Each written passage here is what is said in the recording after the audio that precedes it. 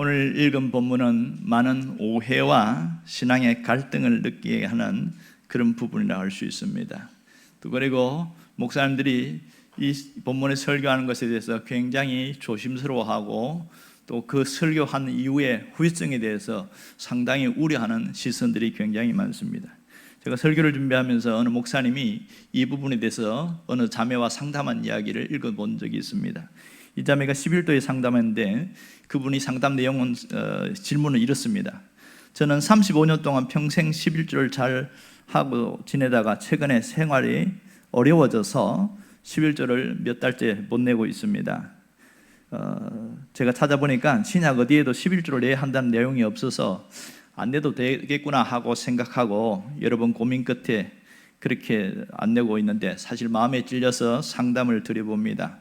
11조를 안 내고 아기 먹을 것, 입을 것 사주고 외식 한번 하는 게 오히려 참 좋더라고요. 물론 쪼들게 살아도 한 번도 빵꾸 난 적 없고, 그러나 신용카드를 사용했기에 마이너스인 것 같고, 여태 건강하고 행복한 가정 안에서 살고 있어서 참 감사하니 10분의 1에 집중하지 말자면서도 마음에 한켠에 고민이 있습니다. 확실한 것은 더 가난해질까 봐 무섭다는 마음이 또 들기도 합니다. 11조 안 내면 하나님 벌 주실 것이 아니라는 걸 알지만은 그 마음이 찜찜하기도 합니다. 목사님, 경제 상황상 11조를 할 수 없는데 어떻게 해야 할까요? 이게 질문이었습니다. 여러분이 만일 이런 상담을 받으면 뭐라고 그렇게 답변을 하시겠습니까? 11조는 상당히 예민한 부분이고 신앙생활에 어려운 관문입니다. 신앙생활에도 문턱이 있는데요, 그 다양한 어려움들인데 그 중에 하나가 헌금 문제, 11조 문제입니다. 어떤 분은 11조를 억지로 하는 분들도 있고 두려워서 하는 분들도 있고 즐거워서 하는 분들, 다양한 마음으로 있습니다. 오늘 10절을 다시 한번 읽어볼 텐데요, 이 말씀이 많은 부분들에게 곡해된 부분들이 있어서 말씀을 한번 보려고 합니다. 같이 함께 읽습니다. 만군의 여호와가 이르노라, 너희의 온전한 11조를 창고에 들여 나의 집에 양식이 있게 하고 그것으로 나를 시험하여 내가 하늘 문을 열고 너희에게 복을 쌓을 곳이 없도록 붙지 아니하나 보라. 이 구절이 굉장히 참 오해가 많아요. 왜냐하면 잘못 해석되는 경우가 많아서 그렇고요, 또 부흥사들이나 많은 목사님들이 잘못 해석해서 이 부분들이 성도들이 잘못 인식될 때가 있습니다. 쉽게 말하면 11조 열심히 하면 물질의 복을 받는다, 그런 얘기로 할 때가 있어서 진짜인가 뭐 이런 의문을 갖습니다. 그 다음에 이어질 보면 나를 시험하여 보라 이렇게 말합니다. 여러분, 하나님을 시험하여 보라고 하지 않습니까? 11조 내면 하나님이 축복하십니다, 뭐 이렇게 얘기를 하는 거예요. 과연 이 해석이 맞는가, 그런 의문이 들 때가 있단 말입니다. 성경을 읽을 때요, 성경을 특별히 해석할 때에는 반드시 문맥을 보아야 됩니다. 한 구절만 떼서 성경을 해석을 하면 심각한 오류에 빠집니다. 이렇게 잘하는 사람 이단들입니다. 신천지나 여호와의 증인들 보면 다 오류에 빠지는 이유는 한 구절을 잘못 해석했기 때문에 그렇습니다. 그러므로 이 구절을 한 구절에서 볼 게 아니고 이 말라기 전체에서 왜 이런 말씀을 하게 됐는지 말라기의 상황과 또 문맥을 봐야 된다는 것이죠. 그래야 올바른 해석을 할 수 있습니다. 여기서 우리가 먼저 주목할 것은요, 하나님을 시험하여 보라 하는 이 부분입니다.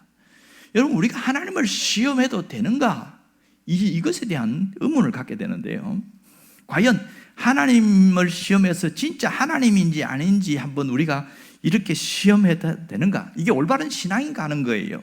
결론적으로 이야기하면 하나님을 시험하는 것 자체가 불신앙입니다.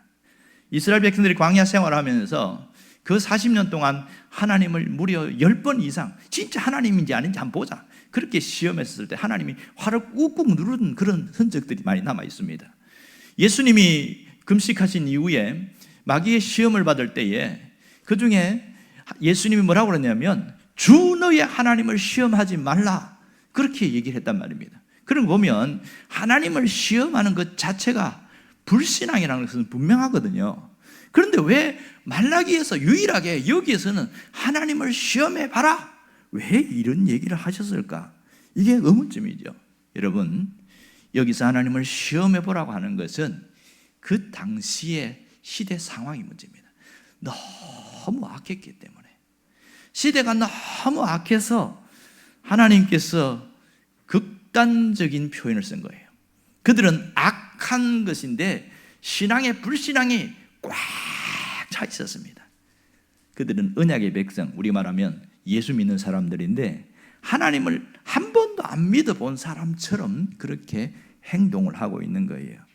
그러니까 여간에서는 믿지 않으려고 하니까 아주 조곤조곤 얘기했거는 도무지 안 믿으려고 하니까 극단적인 처방을 내린 것이 바로 오늘 본문입니다. 그 시대의 악함이 여기에 잘 드러나는 것이죠.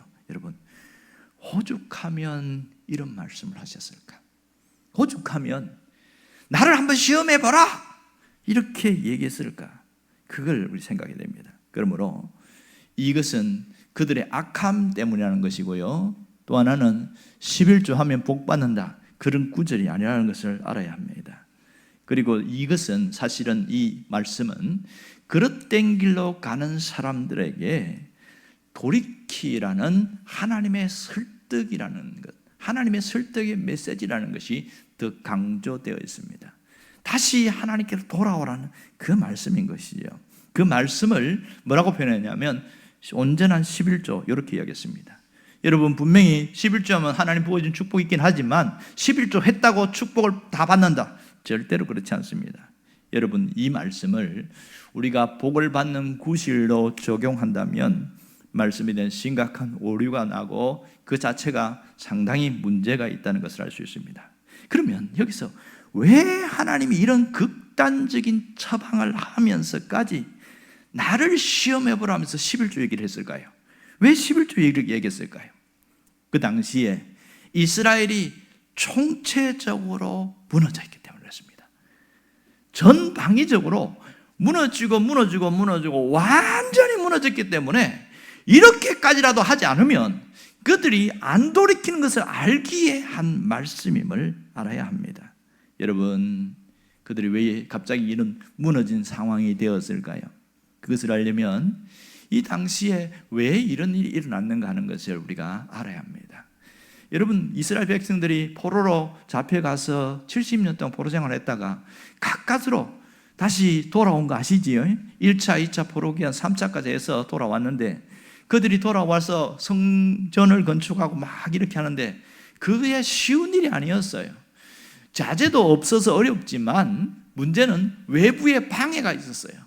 산발라 도비아 이런 게셈 사람 이런 사람들 방해가 있어서 이걸 할 수가 없게 되는 거예요. 심지어 상수까지 올려가지고 성전 건축이 스룹바벨 때 중단이 됐어요. 15년이나 중단이 돼버렸어요. 야, 이거는 우리가 도무지 할 수 없다. 그러고 나서 자기 생활에 빠져들어가는데 하나님이 보다가 그래서 안 되겠다 해서 누구를 보내냐면 학개라는 선지자를 보냅니다. 이 학개 선지자는 예루살렘에서 살다가 포로로 70년 동안 생활하다가 다시 돌아왔습니다. 그러니까 나이가 100살이 넘어요. 상당히 나이가 많은 선지자인데 이 사람은 학자 타입이 아니고 부흥사 타입입니다. 그래서 백성들에게 메시지를 전하면서 그 속에 불을 붙이면서 성전을 건축하게끔 했습니다. 여러분, 성전이 재건되면 하나님의 영광을 보게 될 겁니다. 여러분에게 놀라운 하나님의 복과 은혜가 나타날 겁니다. 막 이렇게 하니까 감동을 받아가지고 사람들이요, 야, 우리가 한번 해보자, 다시 한번 해보자. 그러고 나서 시작해갖고 삽을 뜨고 그 다음에 망치질을 하고 수레를 옮기고 막 이렇게 해서 그 무너진 성전을 재건했어요. 느헤미야 때는 성벽까지도 완전히 재건했어요. 이제는 제대로 하나님을 섬기기만 하면 되잖아요. 그런데 이 사람들이 무슨 생각했을까요? 이제 우리가 성전을 건축했으니까 뭘 기대하고 있습니까? 하나님이 복 주심을 기다린 거예요. 기다려도 복이 안 오는 거예요. 이게 뭘까? 그러니까 우리 식으로 표현하면 이런 거예요. 내가 열심히 예수를 믿었는데 예수 믿어도 별거 없네, 이런 식이 돼버린 거죠. 그래서 먼저 나타난 현상이 뭐냐면 하나님 앞에 믿음 생활했던 그 순수한 마음이 무너지기 시작하고 예배가 무너지면서 어떤 타락한 삶으로 이어지게 된 거예요. 그런데 그럼에도 불구하고 하나님 앞에 성전에서 예배드리는 형식은 남아 있었습니다. 자, 그들이 신앙이 이렇게 예배드리는데 뭐가 고민이 되냐면 왜 우리가 성전도 건축하고 하나님 앞에 예배 드리는데 우리 생활은 왜 이 모양이냐, 왜 삶이 이렇게 어렵냐, 그런 생각하는 거예요. 아, 이건 하나님이 복을 주지 않아서 그렇다. 뭐 그렇게 생각한 거예요. 그러니까 하나님에 대해서 얼마만큼 실망했는지 아시지요? 신앙이 해이해졌고 하나님에 대해서 외면해졌습니다. 그럼 하나님이 정말 이들을 외면한 것일까요? 그건 아니거든요. 여러분, 복이라는 것은 언제나 임계점이 있다는 거 아시지요? 흘러넘치는 그 임계점이 지나야 복이 옵니다. 그런데 이들은 너무 성급했어요. 오늘 씨앗을 심어놓고 한 달 후에 왜 열매가 안 맺히는 거야? 이런 식이 돼버린 거예요. 심지어 우리가 파종을 해도 몇 달간 기다립니다. 그것이 자연의 원리인데 복도 마찬가지잖아요. 기다려야 되는데 성급함 때문에 기다리지를 못하는 거예요. 하나님이 복을 안 주신 게 아니라 기다리지 않아서 문제가 나타났던 것이죠. 결국 그들의 삶이 어떻게 됐을까요? 하나님에 대해서 마음이 상해버렸어요. 시험이 들어버렸어요. 여러분, 교회 다니다가 하나님에 대해서 시험 들면 답이 없는 거 아시지요? 목사님이 찾아가도 장로님이 찾아가도 권사님 찾아가도 답이 없어요. 사람에 대해서 시험이 들면 설득을 하면 설득이 되는데 하나님에 대해서 시험 들면요, 이거는 해결 방법이 없어요. 이스라엘 백성들이 마치 그랬어요. 그러다 보니까 에이, 하나님 믿어도 별거 없네 그러면서 이제는 슬금슬금 교회에 안 나오는, 성전에 안 나오는 사람들이 생기기 시작하는 거예요. 이 제사를 드리는데 제사 안 드리는 사람들이 많기 시작하는 거예요. 심지어 어떤 사람들은 제사 드리러 가긴 갑니다. 그들은 성전에 가서 제사 드릴 때 뭘 가지고 갑니까? 예물을 가지고 가잖아요. 그게 뭐예요? 양과 염소, 비둘기, 가난한 사람들 비둘기 이런 걸 갖고 하나님 예물 드리고 이렇게 하는데 삶이 형편이 어려워지고 하다 보니까 이 예물 드리는 게 심히 부담이 되는 거예요. 이게 갈 때마다 안 갈 수는 없고 가긴 가야 되겠고, 그러니까 궁여지책으로 어떻게 하냐면 좋은 것은 시장에 내다 팔고, 예를 들어서 양 한 마리에 30만 원 하잖아요. 아주 흠이 없고 좋은 건 얼마일까요? 35만 원까지 쳐주는 거예요. 그러니까 내다 팔고 좀 저는 거 눈먼 거 병든 거 뭐 다리가 뭐 이상한 거 뭐 이런 것들은 이거 갖고 가는 거예요. 어차피 하나님이 불태워 드리는 건데 뭐 이러나 저러나 뭐 똑같은 거 아닙니까? 뭐 이러면서 갖다 드리는 거예요. 그렇게 합니다. 내다 팔아도 뭐 한 10만 원도 못 받는 거 이런 거 이제 성전에 갖고 가는 거죠. 그런 상황들이 돼버렸어요. 자, 그것도 시간이 가면 갈수록 야, 이것도 너무 힘들다, 못하겠다. 그래갖고 예물을 안 갖고 성전에 오는 사람들이 많아지기 시작하는 겁니다. 점점. 그리고 성전의 예배가 점점 숫자가 줄어들기 시작하는 거예요. 처음에는 한 1000명 모이다가 700명 모이다가 500명 모이다가 나중에 100명으로 막 줄어들고 막 이런 현상들이 생긴 거예요. 가장 심각한 타격을 받은 사람이 누군지 아세요? 제사장과 레위인이었습니다. 당시에 제사장과 레위인은 땅이 없었어요. 땅을 이렇게 분배받지 못했단 말입니다. 그들은 이스라엘 백성들이 드리는 11조와 이 봉헌물을 가지고 먹고 살았단 말입니다. 그런데 11조가 안 들어오니까 어떻게 돼요? 생계의 위협이 오는 거예요. 그것들도 자식들이 있을 거 아닙니까? 자기가 굶는 것은 견딜 수 있는데 처자식에 굶어갖고 막 울고 그러고 하니까 이게 견딜 수가 없는 거예요. 그래서 성전 관리를 하던 레위인들이 내가 먹고 살기 위해서 안 되겠다 하고 뛰쳐나가버리는 거예요. 성전 그만둬버리고. 그걸 어디 다른 집 하러 가가지고 막 거기서 땅 하나 더 빌려가가지고 이렇게 뭐 기경하고 살고, 또 일부 제사장들도 그렇게 살고, 이렇게 하다 보니까 갑자기 성전에서 성전 관리하는 레인이 없지요. 제사 드리는 제사장들이 줄어들죠. 그러니까 뭐가 없어집니까? 제사가 줄어들기 시작하는 겁니다. 왜요? 제사에 할 수 있는 제사장이 없잖아요. 관리하는 레인이 없으니까 성전이 황폐해지기 시작하는 거예요. 이런 일들이 점점 생기기 시작한 겁니다. 결국은 거짓 예배, 위선적 예배가 그 속에서 말라기 시대는 거의 뭐 판을 치고 있었어요. 또 어떤 현상이 일어나냐면, 우리가 이렇게 복을 못 받는 거 가만히 보니까 하나님만 섬기서 그런 것 같다. 저 옆에 나라 보니까 하나님 안 섬기는데도 잘 먹고 잘 살더라. 야, 우리도 이왕 좀 한번 그런 거 해보면 안 되겠나? 그렇게 해서 이방 신들을 섬기는 거, 이왕 뭐 랜덤 아니겠냐면 하나보다 둘이고 둘보다 셋을 더 섬기는 게 낫겠지. 누구라도 걸리기만 하면 복 줄 거 아닌가? 그런 생각이 들어온 거예요. 그래서 일부 그 사람들이 와갖고 어떤 이방 신을 섬기고 했더니 그 가정이 복 받았다고 얘기가 소문이 쫙 퍼지기 시작한 거예요. 그래? 아, 그러면 나도 복 받아야 되는데, 그러면서 이제 섬기는데, 그들이 이방 신을 섬기는 가장 빠른 길이 뭔지 아세요? 통혼이었어요. 이방 여인을 데리고 와서 결혼하는 것입니다. 그런데 이미 결혼을 해가지고 뭐 자식들이 뭐 몇 있고 이렇게 오래된 사람들이 나 결혼했는데 어떻게 다시 이방 여인을 데리고 오냐? 방법이 있었습니다. 이 아내에게 이혼증서 써주고, 야, 너 오늘 나하고 이혼이야, 끝이야 하고 밀어내버리고, 그러고 나서 이방 여인하고 결혼하면 되는 거예요. 이런 일들이 말라기 시대에 파닥이 일어난 겁니다. 그것도 한두 가정이 아니고 집단적으로 일어나는 거예요. 멀쩡하게 살다가 날벼락 떨어진 사람이 그 여인들이었습니다. 그러니까 얼마나 피눈물이 나겠습니까? 여러분, 남편에게 쫓겨가지고 이혼당하면요, 가장 치명타가 뭐냐면 먹고 살 수가 없어요. 이혼당한 여자들은 생계 유지를 할 수가 없습니다. 그러니 죽어나가는 여자들이 굉장히 많았습니다.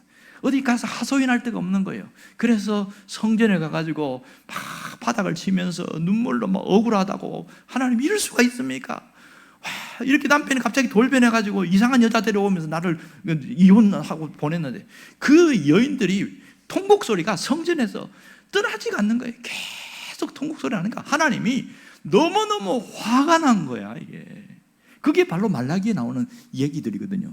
이런 일들이 비일비재하다 보니까 끔찍한, 그러니까 보세요. 처음에는 하나님의 마음이 상했어요. 하나님에 대해 시험 들었단 말입니다. 그러더니 신앙이 점점 해이해지다가 신앙이 타락이 왔어요. 그런데 신앙이 타락이 오는데 경제적으로 더 어려워지고 궁핍하기 시작합니다.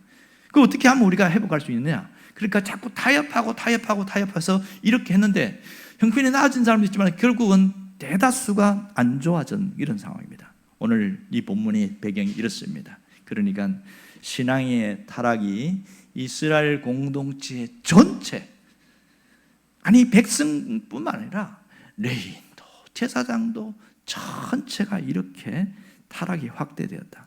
결국은 하나님에 대한 신앙이 무너지니까 땅이 황폐해졌고 열매를 맺다가 다 꼴아 떨어지고, 그래서 재앙이 임하게 되어진 것, 삶의 엉망이 되어버린 겁니다. 윤리가 무너지고 생활이 무너지고 신앙이 무너진 이것이 이 당시의 현실입니다. 그때에 하나님이 말씀하시는 거예요. 7절에 보면 뭐라고 이야기한 줄 압니까? 함께 봅시다. 만군의 여호와가 이르노라, 너희 조상들의 날로부터 너희가 나의 규례를 떠나지 아니하였도다. 그런즉 내게로 돌아오라. 하나님 뭐라고 그래요? 여기 내게로 돌아오라 그러는 거예요. 돌아오라. 이 말은 삶과 신앙과 생활의 어떤 부분을 바꾸라는 얘기예요? 하나님과의 거리를 좁히라는 얘기예요? 무슨 얘기입니까? 물리적 거리를 좁히라는 얘기입니까?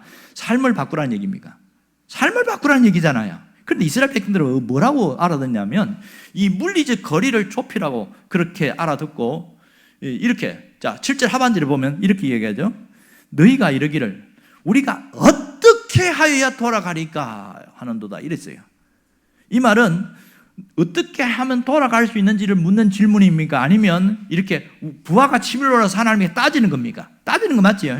하나님께 반문하면서 우리가 언제 하나님을 떠났다고 돌아가라고 말합니까? 뭐 이렇게 성질내는 소리로 들리는 거예요. 우리가 하나님 예배 때마다 우리가 안 간 적이 있습니까? 그래도 뭐 간간히 예물도 드린 적도 있잖아요. 그리고 뭐 또 헌금도 내고 이렇게 했는데 뭘 그 우리가 하나님을 떠났다고 얘기하면 우리가 뭐 이방 나라로 뭐 이사를 갔습니까? 뭡니까? 이 표현이 이 내용에 들어있는 겁니다. 그러니 야, 이렇게 말해도 안 되고 저렇게 말해도 안 되고, 말라기 1장, 2장, 3장에서 오면서 이래도 안 되고 저래도 안 되고 막 따지기만 하고 하니까 너무 물화통이 터지는 거예요. 도저히 말귀를 못 알아듣고 말이 안 통하니까 하나님이 그들이 이해할 수 있는, 쉽게 이해할 수 있는 상징적 주제를 딱 끄집어낸 것이, 그게 뭔지 아세요? 11조와 봉헌물이었습니다. 8절 보세요. 사람이 어찌 하나님의 것을 도둑질하겠느냐? 그러나 너희는 나의 것을 도둑질하고도 말하기를 우리가 어떻게 주의 것을 도둑질하였나이까 하는도다. 이는 곧 11조와 봉헌물이라. 이 11조와 봉헌물을 도둑질했다. 굉장히 충격적인 거예요. 이스라엘 백성들이 성전에 있는 것을 도둑질한 거 아무도 아니잖아요. 그런데 하나님이 도둑질했다 이렇게 이야기하는 거예요. 자, 여기서 하나님의 것을 도둑질하였느니라, 우리가 이렇게 성경되어 있는데 히브리어 성경 원문에 보면 그렇게 안 되어 있습니다. 하나님의 것이라고 안 되어 있고 하나님을 도둑질하였다 이렇게 표현되어 있어요. 이 번역 때문에 상당히 오해가 있습니다. 그래서 원래 보면 하나님을 도둑질하였다. 그러니까 여러분, 하나님을 우리가 어떻게 도둑질할 수 있습니까? 말이 안 되잖아요. 그 말은 하나님 자체를 무시했다 이런 뜻입니다. 하나님의 위치를 빼앗았다. 이걸 쉽게 이해하려면 창세기 3장에 나온 에덴 동산 이야기를 할 수밖에 없습니다. 자, 보세요. 하나님이 에덴 동산에서 법을 만들었잖아요. 그 법이 뭐예요? 법이라는 것은 하라와 하지 말아잖아요. 에덴 동산에서도 똑같았거든요. 하라는 너희들이 마음대로 먹고 모든 것을 즐기고, 그래서 아무거나 따먹어라, 먹어라, 이게 하라죠. 하지 말아는 뭐예요? 하나, 딱 그 중에 나무 한 그루 있는데 선악을 알게 하는 나무 있잖아, 그거는 먹지 마라, 이렇게 했어요. 이게 하나님의 법인데, 그런데 뱀이 와서, 사탄이 뱀 속에 들어와서 뭐라 그러냐면 너가 먹으면 하나님 같이 된다 그랬어요. 그게 눈이 뒤집힌 거죠. 하나님 같이 된다. 그래서 그들이 먹었어요. 어떻게 됐어요? 이게 비극의 시작이었잖아요. 자, 선악과는 하나님과 같이 된다. 지금 하나님이라는 존재는 눈에 보이지 않잖아요. 그런데 선악과를 먹는 행위 자체가 하나님을 도둑질하게 돼버린 거예요. 비극이 거기서 일어난 겁니다. 그 연장선상에서 이 말씀을 봐야 된다는 거죠. 결국은 하나님을 도둑질하는 것, 하나님을 훔치는 것을 말하는데, 이건 뭐냐면 하나님의 위치에 자신을 그 위에 올려놓은 것을 도둑질했다, 이렇게 말하는 겁니다. 하나님의 위치에 자신을 올려놓은 것. 이것은 무슨 말입니까? 하나님이 있을 곳에 하나님이 아닌 다른 것이 가 있다는 거잖아요. 하나님의 하나님됨을 빼앗아 버린 것을 도둑질했다, 이렇게 표현하는 것이죠. 여러분, 그래서 9절에 아주 더 심각하게 이야기합니다. 하나님 뭐라고 이야기합니까? 너희 곧 온 나라가 나의 것을 도둑질하였으므로 너희가 저주를 받았느냐. 여기서 나의 것이라는 것도 보면 하나님 자신을 이야기하니까 나를 도둑질했다, 이렇게 표현되어 있거든요. 그건 무슨 말입니까? 하나님 위치에 있는 것을 빼앗고 자기들이 올려놨다, 이 뜻이잖아요. 그러니까 온 나라의 도둑질을, 저주를 받았다는 건 하나님이 저주를 내렸다가 아니고 재앙이 임하였다. 가난하고 피폐하고 어렵고 더 힘들어지고 문제가 생기고 다 깨어지고 그렇게 나타난 것을 저주를 받았느냐, 이렇게 표현한 겁니다. 잘못 읽으면 하나님이 저주 내린 것처럼 그렇게 보입니다. 그런 현상들이 생겼어요. 그런데 이렇게 재앙과 저주가 임한 그 피폐한 삶에 하나님이 내버려 둔 게 아니라 처방책을 주었습니다. 그게 바로 10절 말씀입니다. 함께 읽어볼까요? 10절 말씀 다 같이요. 만군의 여호와가 이르노라, 너희 온전한 11조를 창고에 들여 나의 집에 양식 있게 하고 그것으로 나를 시험하여 내가 하늘 문을 열고 너희에게 복을 쌓을 곳이 없도록 붙지 아니하나 보라. 이 말씀을 잘못 이해해서 곡해하고 오해하고 그렇게 문제가 되는 겁니다. 이 문자적으로만 해석을 하기 때문에 문제가 되는 것이죠. 자, 이 말씀은 왜 이 말씀을 하게 됐는지, 그 하나님의 심정, 이 내용에서 하나님의 표정을 읽을 수 있어야 됩니다. 자, 이스라엘 백성들이 말귀를 못 알아듣는다고 그랬잖아요. 똑같이 문장을 해도 여러분, 말귀를 못 알아듣는 사람이 참 많습니다. 예를 들어 우리나라 말에 이런 말 있잖아요. 너 잘한다는 말 있잖아요. 야, 너 잘했어, 잘한다. 이건 뭐예요? 칭찬이잖아요. 그런데 똑같이 너 잘한다는 이게 비난과 책망을 넣을 때가 있습니다. 너 어이구 잘한다, 잘해. 말은 똑같은데 억양이 올라가느냐 내려오느냐에 따라서 칭찬이 되기도 하고 책망이 되기도 한단 말이에요. 그게 바로 오늘 이 말라기 23장 10절 본문이 그 말이란 말입니다. 이걸 이해하셔야 돼요. 자, 좀 더 쉽게 이해하려면 이런 겁니다. 어떤 아들, 말썽을 잘 부리는 아들인데 고3이에요. 그런데 자기가 대학을 가겠다는 거예요. 그래서 야, 시험 쳐라. 영락없이 떨어졌죠. 왜? 공부 안 했으니까. 그럼 이 아들이 와갖고 아버지, 저 재수하면 안 됩니까? 한 번만 기회 주십시오. 그래, 알았다. 그래서 학원비 내주고, 그래서 1년 동안 또 먹여주고 이렇게 막 공부시켰어요. 그래서 또 시험 쳤어요. 붙었을까요? 떨어졌을까요? 떨어졌어요. 떨어져갖고 와갖고 이제 이 아들이 와갖고 다시 한 번만 기회를 주십시오. 제가 한 번 더 한번 노력해 보겠습니다. 이러는 거예요. 그래, 아버지 마음에 그 기회를 안 주면 얼마나 마음이 상처가 되겠나. 두고두고 마음에 아프겠어. 내가 힘들더라도 그래도 아들에게 또 다시 한번 기회를 주자. 그래서 여전히 학원비 주고 또 그다음에 1년 동안 계속 해서 그래서 밀어줬어요. 그 다음에 이제 시험 치는데 어떻게 됐을까? 떨어졌어요. 떨어갖고 이제 삼수하고 이렇게 왔는데, 근데 이 아들이 포기를 안 하는 거예요. 와갖고, 저기 아버지, 한 번만 더 밀어주면 안 됩니까? 그러는 거예요. 근데 이 아버지가 고민이 생기기 시작하는 거예요. 아, 이걸 밀어줘야 되나 말아야 되나. 그런데 이제 사수를 해서 떨어지면 그 다음에 몇 수가 되죠? 오수라고 안 합니다. 장수라고만 합니다. 이제 이 아버지가 그런 갈등이 생기는 거예요. 이 아들이 사수도 떨어지면 이제는 이제 뭐 이게 어떻게 되나.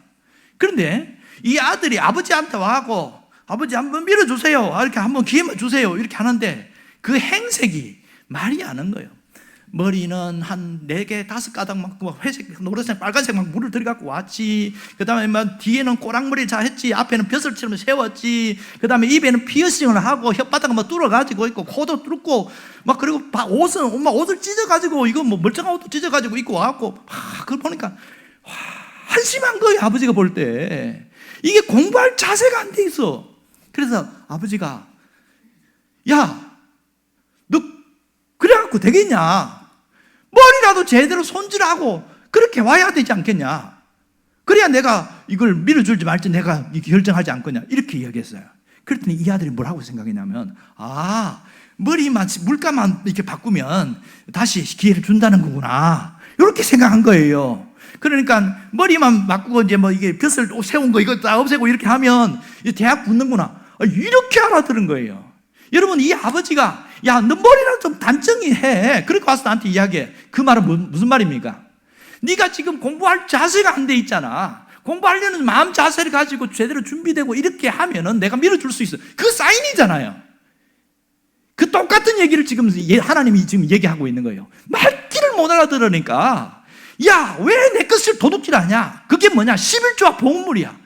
이렇게 얘기하고 있는 거예요. 여러분, 하나님의 심정을 아십니까? 말귀를 못 알아듣는 이 답답한 이스라엘 백성들에게 이 11조 이야기하면 그걸 그래? 이렇게 인지해서 이제 정신을 차리는 거예요. 아, 그리고 우리가 그렇지, 내가 안 들은 적이 있지, 뭐 이렇게 알아듣는다는 겁니다. 여러분, 하나님이 지금 뭘 얘기하는 거예요? 11조를 내라는 거예요? 삶을 바꾸라는 거예요? 삶을 바꾸라고 그러잖아요. 너희들이 이렇게 피폐하게 살고 어렵게 살고 한 것은 단순히 이 돈 문제가 아니고 물질 문제가 아니고 너의 삶이 망가지고 그렇게 부인도 쫓아내고 이방 있는 여자하고 결혼을 하고 이렇게 엉망으로 살아가니까 너 망가진 것이지, 그거 고치라. 이게 내게 돌아오라는 얘기입니다. 그래서 돌아와라 이 얘기를 계속 하고 계시거든요. 우리가 언제 떠났습니까? 팔짱 딱 끼고 이러면서 대들고 있는 이 사람들을 말귀를 못 알아니까 11조 이야기를 하는 거예요. 그럼 여기서 우리는 11조가 상징적인 것이라는 것을 알 수 있습니다. 중요한 것은 여기서 11조는 돈의 문제가 아니라 믿음의 문제라는 사실입니다. 11조는 내 형편의 문제가 아니라 신앙의 문제라는 것을 하나님이 말씀하고 있습니다.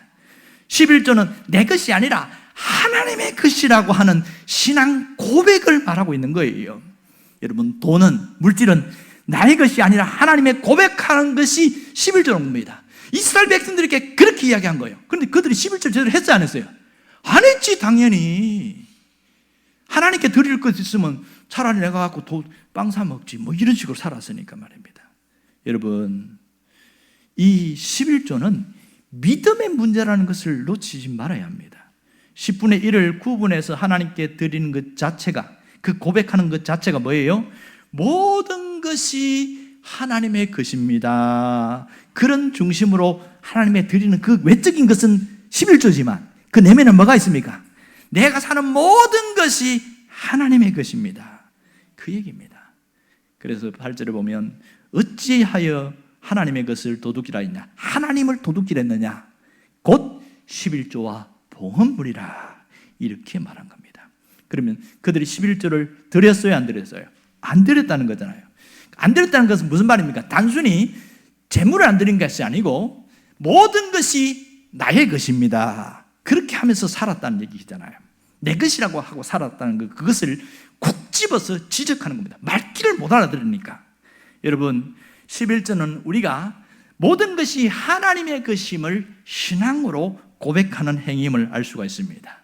내가 주인이 아니고 하나님이 주인이심을 고백하는 거예요. 또 하나는 11조는 하나님과 나와의 관계를 보여주는 이런 중요한 요소라는 겁니다. 뭐라고요? 11조는 하나님과 나와의 관계 회복을 얘기하고 있는 겁니다. 그래서 11조가 신앙의 기본이라고 말합니다. 신앙의 에센스라고 말하는 이유는 이거예요. 11조는 하나님과의 관계를 풀어나가라는 겁니다. 단순히 돈의 문제가 아니다, 그렇게 얘기합니다. 그래서 11조라는 것은 영적인 회복의 문제임을 말하고 있습니다.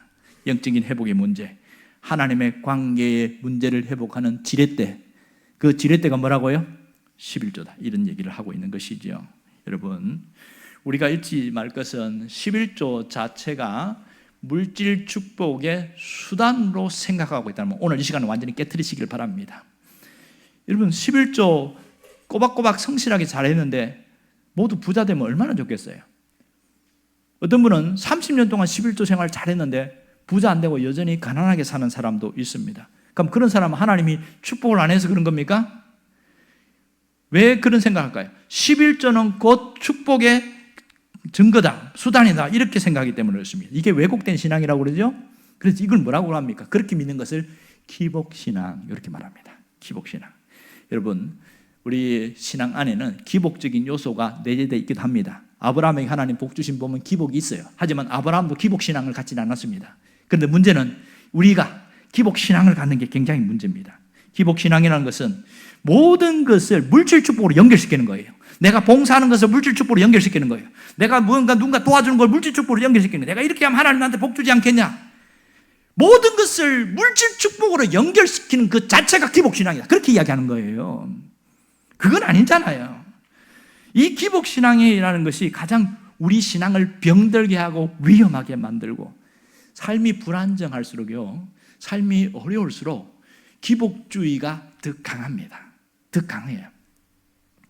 그래서 하나님과에 대한 관계, 하나님에 대한 신앙을 어떤 상업적인 어떤 거래의 관계로 하나님을 믿는 사람이 있습니다. 이 사람은요, 마지막에 가서는 딱 배신하고 돌았습니다.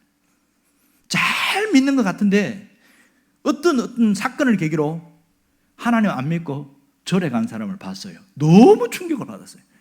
그 사람 교회에 참 열심히 하고 잘했거든요. 왜 절에 갔습니까? 처음에 말을 안 해. 그래서 나중에 몇 년이 지난 다음에 뭐라 하냐면, 내가 열심히 하나님 믿어봤는데 다 소용없더라. 소용없더라는 거예요. 그럼 이분 속에는 뭐가 있는 겁니까? 하나님께 열심히 하고 있는 것이, 그것이 목적이 뭐예요? 그것이 복과 연결된 거잖아요. 복 받기 위해 사는 거잖아. 그게 심각한 문제가 생깁니다. 기복주의 신앙이 그 속에 뿌리 막힌 만큼 신앙은 병들 수밖에 없는 거예요. 또 기복신앙의 하나의 폐해는 뭐냐? 모든 책임을 하나님께로 돌리게 합니다. 내가 안 되는 거, 내가 어려운 거, 내가 문제된 거, 이것은 하나님이 내 기도에 응답하지 않아서 그렇다. 모든 책임이 하나님께 있다는 거예요. 저 사람은 나쁜 짓 하고 못된 짓 하는데 잘 되고 있어요. 근데 나는 힘들어. 나는 정말 정직하고 어렵게 사는데 왜 저런 사람은 하나님이 복을 주시고 내가 하나님 잘 믿는데 왜 나는 하나님 복 안 줍니까? 이 책임 누구에게 있는 거예요? 하나님께 돌리는 거예요. 이게 기복신앙의 굉장한 위험성입니다. 여러분 그거 아시죠? 하나님은 선인과 악인에게 햇빛과 공기와 물을 똑같이 주신다는 거, 이걸 뭐라고 그러냐? 일반 은총이라고 합니다. 하나님은 열심히 일하고 노력하고 하는 사람에게 더 그들이 먹고 살 수 있도록 하는 것, 이게 일반 은총이에요. 어찌 보면 믿지 않는 사람들 중에 잘 먹고 잘 사는 사람 훨씬 많습니다. 그러니까 신앙을 복으로만 연결시키는 그 자체가 심각한 문제가 있다, 그런 얘기를 하는 겁니다. 오늘 그럼에도 불구하고 그런 것이 아니고 하나님 앞에 드리고 싶은 마음, 하나님을 섬기고 싶은 그 순수함으로 온 사람들이 있다는 거예요. 이 드리고 싶은 순수한 마음을 갖고 나온 사람들에게는요, 자기의 것을 떼어서 내어 드리는 것에 대해서 아까워하지 않습니다. 이게 특징이에요. 아까워하잖아요. 왜? 당연히 하나님의 것이니까. 이 사람에게 뭐가 있냐면 물질의 욕망에, 유혹에 물들지 않습니다. 이게 특징이에요. 하나님께 드리기를 기뻐하는 사람들은 물질의 욕망에 무너지지 않더라고요. 때로는 신앙생활에서 헌금을 못하는 이유가 표면적으로는 경제적인 이유입니다. 너무 어려워서 못합니다. 저도 겪어봤거든요. 제가 헌금할 돈이 없어서 교회 가기 싫다 이런 마음을 몇 번 먹은 적이 있습니다. 하지만 안 갈 수가 없어서 억지로 교회 갔단 말입니다. 그것은 경제적으로 어려운 사람에게 나타나는 현상입니다. 그런데요, 모든 사람이 다 경제적으로 어렵고 하루 밥 한 끼도 못 먹고 절절매고 그런 사람은 별로 없습니다. 다 어려워도 차 타고 다니고 그래도 밥 하루에 한 끼라도 먹고 그렇게 살아갑니다. 내가 어렵기 때문에 하나님께 못 드린다, 그것은 표면적인 이유고요. 어떤 면에서 보면 진짜 어려운 사람이 있어요. 그런 사람들은 없으면 뭐 안 드리는 거지, 뭐 없는데 어떻게 드립니까? 그것까지 빚내가지고 뭐 헌금하라는 건 그건 나쁜 거죠. 그런데 여러분, 그렇게 말하는 사람들 중에 어떤 사람은 그 이면의 것이 있다는 거예요. 그 이면의 것이 뭔지 아세요? 그 이면의 것이 성경에서는 뭐라고 표현하냐? 탐욕이다, 이렇게 말합니다. 탐욕. 헌금 생활은 물질적인 탐욕을 포기한다는 선언이 있거든요. 그러므로 11조 헌금은 내 안에 있는 욕망과 싸우는 일입니다. 여러분, 현실적으로 빠듯한 사람에게 10분의 1을 떼서 하나님께 드리면 그 다음부터는 굉장히 긴장을 해야 되는 거예요. 그 떼어서 드린 만큼 내가 아끼고 절제하고 그렇게 살아야 되기 때문에 상당히 긴장을 할 수밖에 없는 겁니다. 그래서 어떤 분은 11조 안 하니까 하나님이 벌 주는 것도 아닌데 실제 하나님 11조 안 하면 벌 줍니까 안 줍니까? 안 줍니다. 두렵게 하나님 섬기는 사람은 절대 잘못됐지요. 그러나 그것이 아니라 나는 하나님이 너무 좋아서 하나님께 드리는 게 너무 기뻐서 그렇게 즐거운 마음으로 드리는 사람이 있어요. 이 사람은 신앙생활을 아주 잘하는 사람이죠. 그 사람은 뭘 이겨낸 거예요? 물질의 욕망을 이겨낸 거예요. 넉넉해서 드리는 게 아니죠. 여유가 많아서 드리는 게 아니에요. 내가 드리는 것 자체, 그 행위 자체가 물질의 욕망을 이겨냈다는 겁니다. 더 이상 나는 돈의 노예를 되지 않겠습니다. 그 고백인 거죠. 여러분, 하나님께 드리고 싶어하는 그 마음은 욕심을 제어하는 도구라는 사실을 알아야 됩니다. 내가 돈의 노예가 되지 않겠다는 선언이라는 것을 알아야 됩니다.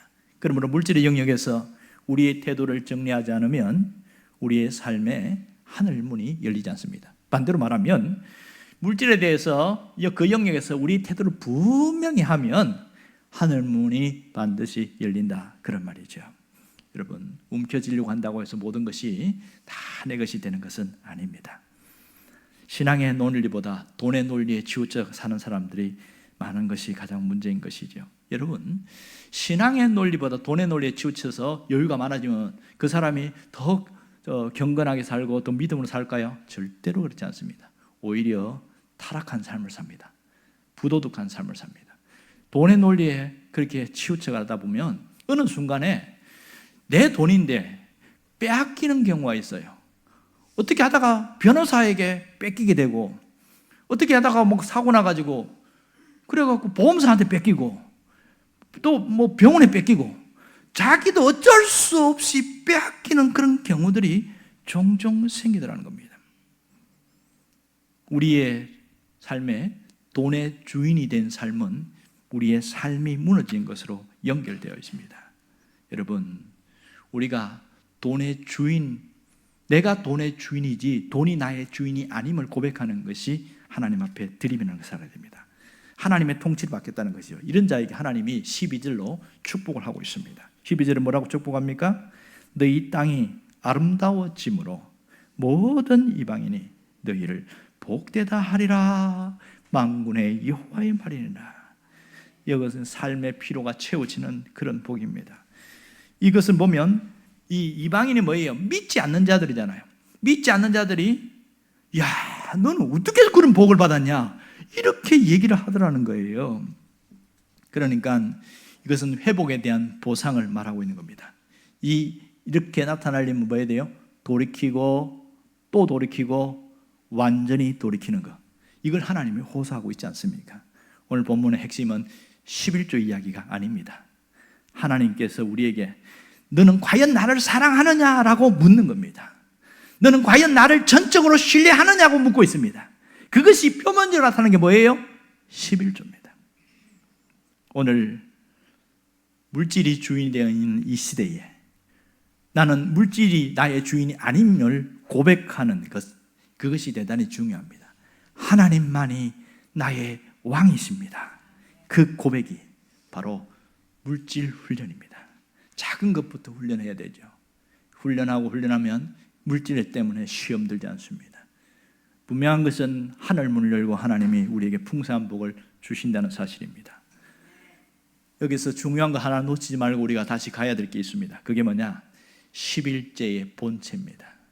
11제의 본체는 예수 그리스도라는 사실을 놓치지 않아야 됩니다. 왜 예수 그리스도가 11제의 본체일까? 그것은 성경을 통해서 증명이 됩니다. 창세기 14장에 보면 아브라함이 조카 롯을 구하러 소돔에 가잖아요. 가서 구해갖고 옵니다. 5명의 소돔 그 왕들을 제압하고 와요. 그 엄청난 것을 막 물건을 들고 왔어요. 그런데 갑자기 멜기세덱이 와갖고 당신은 정말 하나님의 복을 받는다 이러니까 이 아브라함이 10분의 1을 딱 떼가지고 그게 드리는 거예요. 이게 11조 시작이거든요. 그래서 11조 드리는 거예요. 그럼 멜기세덱이 누구냐는 거야. 그것을 멜기세덱을 히브리서에서 예수 그리스도가 멜기세덱이다 이렇게 이야기합니다. 예수님이 멜기세덱이라는 거예요. 그러니까 이 예수 그리스도가 이 땅에 11조로 이 땅에 오셨다는 사실입니다. 예수 그리스도는 우리의 구원을 위해서, 우리의 회복을 위해서 온전한 제물로 하나님의 11조가 되어 주셨다는 사실입니다. 그의 전부를 드려서 우리의 생명을 주신 것이죠. 그러므로 이 11조의 개념 속에는 예수 그리스도께서 우리를 어떻게 구속하셨고 어떤 죽음을 죽으셨는가 하는 것이 포함되어 있습니다. 말라기에서 그 11조 앞에 온전하라는 단어를 붙여놨어요. 이 온전한 11조를 그랬어요. 이 온전한 11조가 누굽니까? 예수 그리스도라는 사실입니다. 그리스도께서 우리를 위해서, 나를 위해서 온전한 11조가 되어 주셨다는 겁니다. 우리는 언제나 십자가 앞으로 나갈 이유가 바로 여기에 있는 것이죠. 주님이 우리를 위해서 자신의 온몸을 내어드렸다는 겁니다. 이제 우리는 그리스도를 따라가야 하는 것이 우리의 모습입니다. 그냥 11조 하라니까 하는 그런 것이 아니라 11조의 본체가 되시는 예수 그리스도심을 안다면 율법 행위 때문에 어쩔 수 없이 하는 그런 게 아니라 정말 기쁨으로 주님을 따라가는 그 마음으로 드리는 것이 되어야 되는 것이죠. 오직 은혜 안에서 기쁨으로 즐겁게 드리는 그 헌물, 그것이 하나님이 가장 흡족해 하신다는 겁니다. 그저 세금을 내듯이 형식적으로 어쩔 수 없이 하는 그것은 올바른 11조의 신앙생활의 모습이 아니라는 겁니다. 바른 11조의 회복이 오늘 고백이 되어지기를 원합니다. 오늘 이 11조가 예수 그리스도의 사실을 알면 내가 주님을 마지막까지 섬기는 것이 결코 후회함이 없다는 고백하는 그 신앙 고백이 우리의 고백이 되어지는 겁니다. 그리스도는 나를 위하여 온전한 11조가 되어주셨다. 그 고백을 하고 나가는 자들에게 하나님의 또 풍성함이 있을 겁니다. 그러므로 우리 일상에서 이 고백이 확장되어지고 우리의 순종으로 나타나게 될 때 하나님은 가장 기뻐하는, 하나님을 기쁘시게 하는 진정한 예배자로 거듭날 수 있음을 믿습니다. 기도하겠습니다.